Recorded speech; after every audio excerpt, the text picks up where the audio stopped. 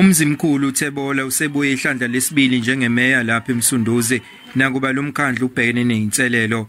uThebola wayengene kulomkhandlu endaweni kaThemba Njilo ngemuva ukuba umasipala ufakwe ngaphansi kweso lomlawuli. Ubonakala evotelwe nangamalungu aphikisayo uThebola njengoba ethole amavoti engu52 ekubeni iqembu linihlalo ezingu40.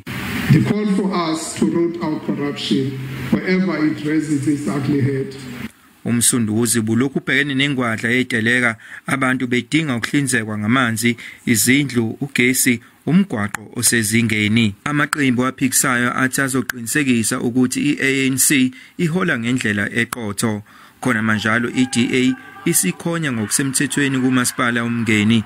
Ngeledlule leli qembu lenkantolo liyophoqa obambe kwesukuba imeneja kamasipala uSandile Buthelezi ukuba ahlalise ukugcotshwa komkhandlu.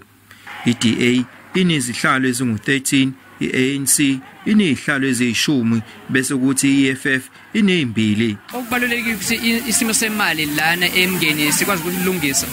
Sizoqala sibheka ama contracts lawa avela khona, siphinde sihluze ama reports lawa aphuma ku Auditor General, Independent Investigator. Ayikho report esizoyishiya nje.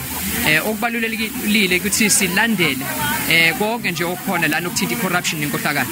Phaphas uTDA isikulungele ukuba yenze inguquko ezinqala zokufuqa intuthuko kule ndawo. Eindabeni za SABC nginguvusi Khumalo eMgungundlovu.